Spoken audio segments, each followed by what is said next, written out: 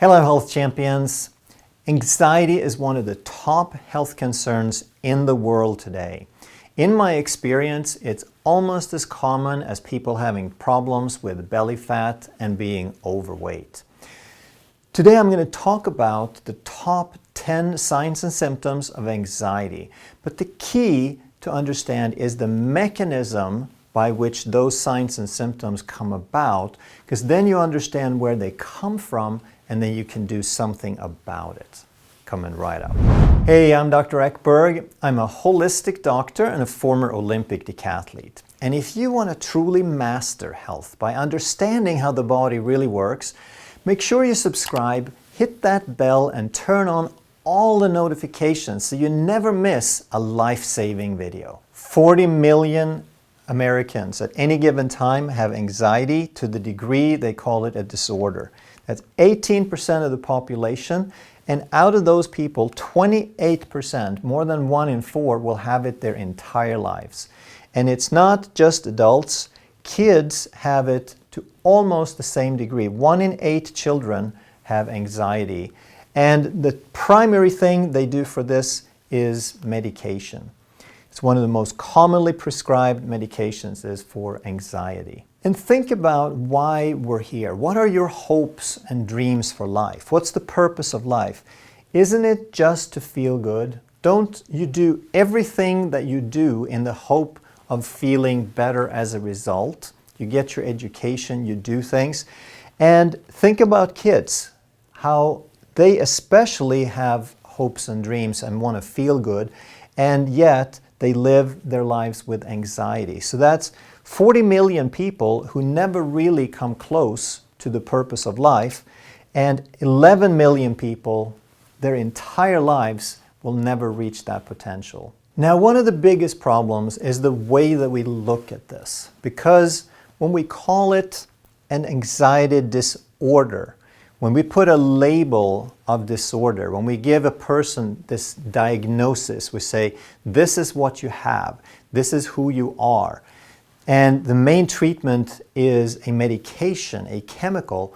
Now, at best, we can alleviate some symptoms, but this person won't understand where this came from, and they're not really going to be able to change it and resolve it long term.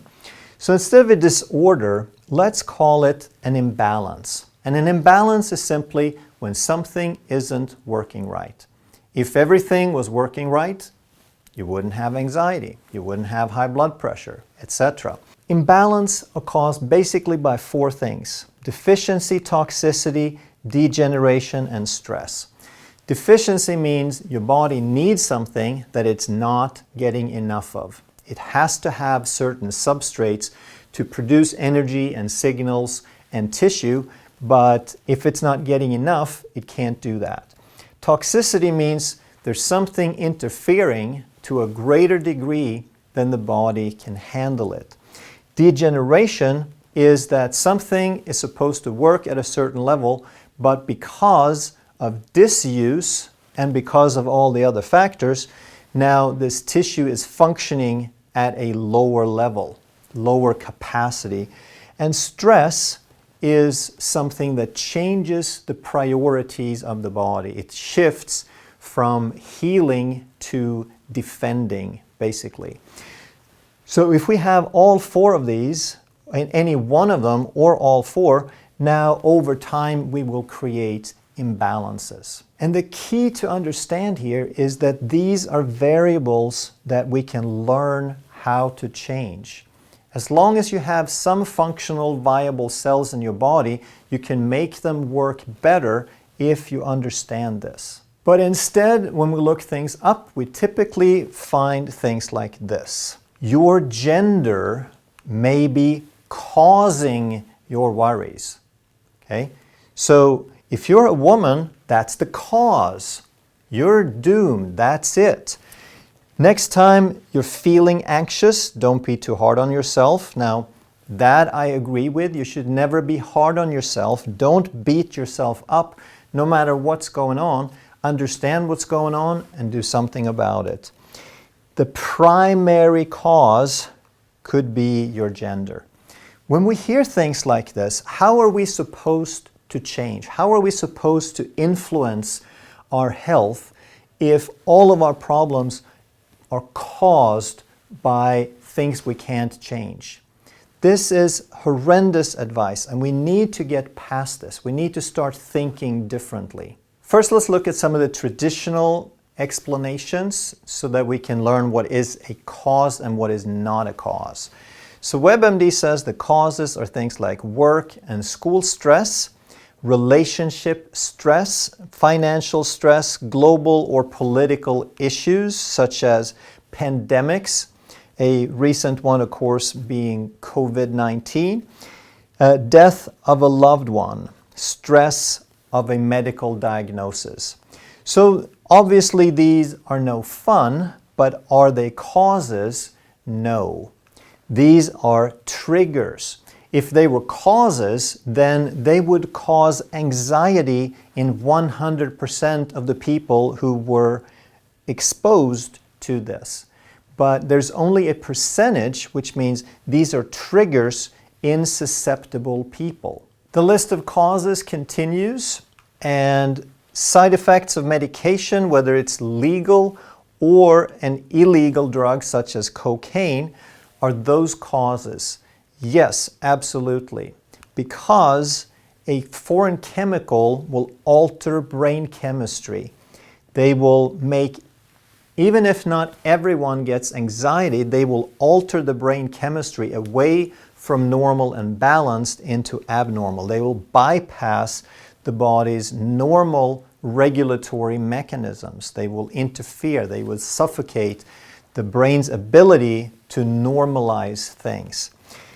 Then we have symptoms of medical illness. So there's some diseases like a heart attack, hypoglycemia, lack of oxygen, from high altitude sickness, from emphysema, or a pulmonary embolism. So are these causes? Yes, because what they all have in common is that they indicate a lack of fuel. They result in a lack of fuel because the brain needs glucose, ketones, and oxygen to make energy. Your brain regulates anxiety, and if we don't provide enough fuel, how is the brain supposed to do its job? If you have a heart attack, you're not pumping enough blood. If you have hypoglycemia, there's not enough glucose for fuel. If you don't get enough oxygen, then the oxygen isn't there to burn the fuel. So high altitude might have less oxygen. Emphysema is a lung disease where you have reduced surface area. And pulmonary embolism is a clot in the lungs where you also have less area. And this is important to understand, that the brain is what regulates this. So if we don't give the brain the resources it needs, now it can't manage anxiety properly either.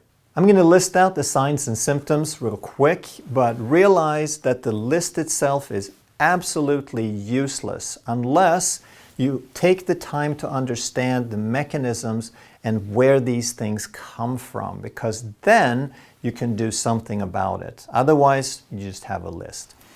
First, we have excessive worrying, not just a little bit here and there, but when it starts dominating your life. Feeling agitated, panic attacks, restlessness, fatigue, poor focus, irritability, tense muscles, poor sleep, and irrational fears. And then your nervous system has something called momentum. That's a mechanism of momentum. We have habitual thoughts that the more you tend to think a certain kind of thought, the more likely you are to think that thought again. And this works through a mechanism called neuroplasticity. This is one of the most powerful principles that we could possibly understand. This is something that works for you and it works against you. So if you have negative thoughts a lot, then every time you have a negative thought, you tend to wire your brain a certain way. You create synapses. You hook up these pathways with certain connections so that it makes it easier for you. And why would why would your nervous system do a stupid thing like that? Because your nervous system doesn't judge your behavior. It adapts to your environment. And if your environment is to think a lot of negative thoughts, then your brain sets you up to get better at doing that. So you hardwire your brain into thinking more of those thoughts, that habitual thought. And then you create a certain momentum, so you kind of get on a roll, and it becomes harder and harder to break out of that. Well, the good news is it works the other way too. So when you have positive thoughts, now you're wiring up your network to get better at thinking those positive thoughts. So when we're in a loop, when we have a negative momentum, at that time it's very difficult to break out of it because you have momentum. However, there are times when you're feeling a little better. And if you understand this mechanism, when you're feeling better, then you can build on it. You can milk those positive moments. You can set yourself up for success by building on these positive moments. And now you rewire your brain so you become more resistant to those negative thoughts. So understand that these are physical changes. You lay down physical pathways according to that neuroplasticity. Now we're getting to the good stuff. This is where you really start understanding that there's a mechanism that makes this happen or not happen. So your frontal lobe mechanism. Your frontal lobe is what makes you human. Humans have a bigger, more intricate, larger surface area, more convoluted frontal lobe than any other animal on the planet. And this is where the better the frontal lobe works, the better our motivation is, the better our planning is. We can self-monitor, we can have abstract thought, we can think about things, we have awareness. This is all a result of how well that frontal lobe is working. And the key to understanding the frontal lobe is to understand that 80 to 90% of what it does is to turn things off. It's inhibitory.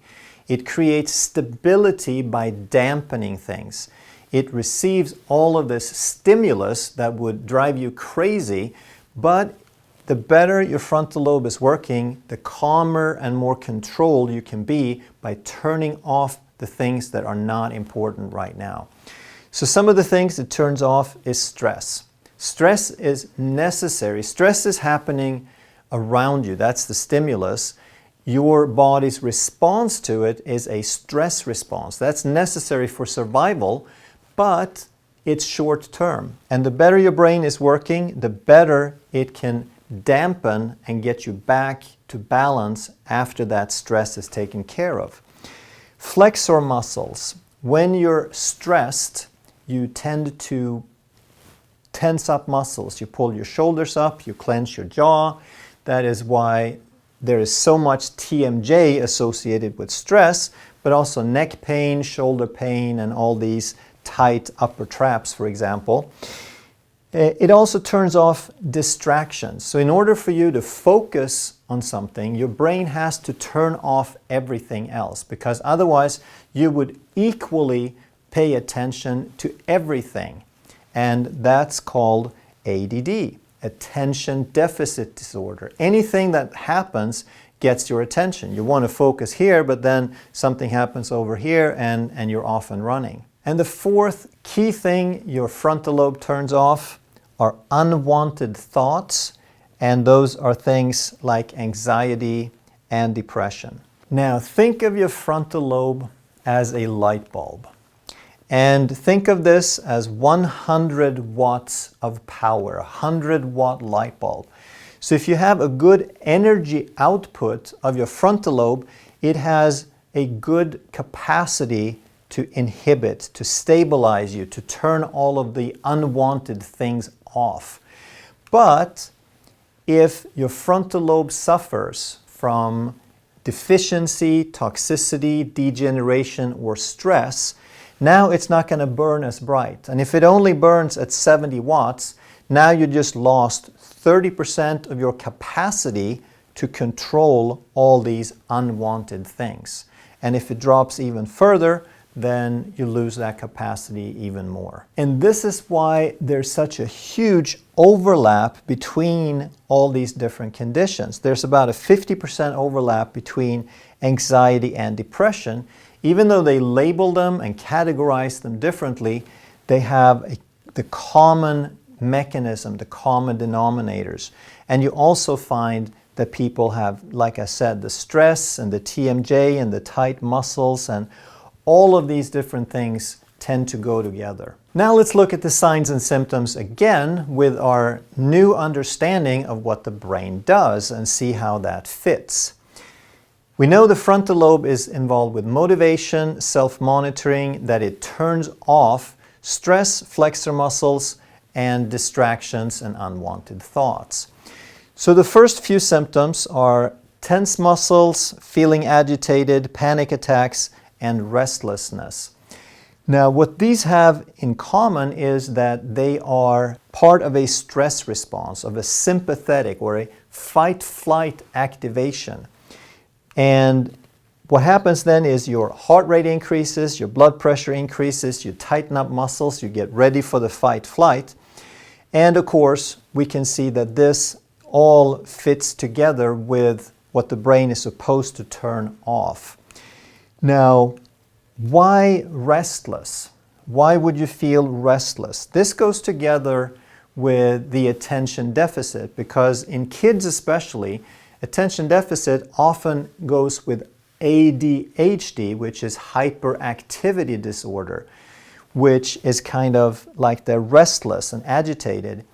That's because movement is the primary stimulator of the frontal lobe. So if you move, now you stimulate, you fire up the light bulb of the frontal lobe, so you get better at turning these things on. So these kids are smart. They want to move because that helps them manage these things. The next few signs and symptoms are excessive worry, poor sleep, poor focus, and irritability. And what these have in common is that they're all a result of unwanted thought. Excessive worry, you can't turn off those thoughts. Poor sleep, almost all of poor sleep has to do with the fact that those thoughts just keep going. You can't find that peaceful place where you fall asleep. Poor focus, we talked about the inability to turn off distractions, and same thing with irritability. We just can't control the thoughts. The better the frontal lobe is working, we can fire up that light bulb, we have more capacity to control this. And then we have fatigue and irrational fears, also known as phobias. And they included a few more subtitles here, like animals, hurricanes and floods, and blood injections or injuries. Now, fatigue, one of the biggest killers of fatigue is lack of motivation. And the frontal lobe, of course, is responsible for motivation and drive. So if your frontal lobe starts to lose capacity, you lose some motivation and energy there. Irrational fears and phobias are when we have a fear or a panic that's out of proportion, when it's not related to the risk at hand. And there's certainly some things that can get out of proportion. That's not a good thing to always be afraid of things. However, the things they listed were kind of hilarious to me. When they start listing animals, hurricanes and floods, blood injections or injuries, to me, those sound like good things to be afraid of to some degree. I think we should have a healthy respect for a lot of those things. And it was especially the last items here on the list, the blood injections or injuries, that I had to laugh about, because blood is a good thing inside the body, but if it's visible, that indicates a problem. You should be concerned. And then we have injections, which of course is a modern thing when they start giving us shots. And if you have a phobia, then they can't care for your health properly. So now they can prescribe an anti-anxiety. They can prescribe a medication so you're not afraid of getting injected. But again, your skin is your body armor. You're not supposed to want to have that pierced and to be invaded by foreign substances. So there's a balance in all things, but I think a lot of the things they list, you actually want to have a healthy respect for. And now that you understand how the brain mechanism and all the things we talked about produces the signs and symptoms, the obvious solution is to build a better brain. That's how you solve the problem long term. And what does that mean? It means you eat better, move better, feel better. You understand what real food is, you eat that and very little else.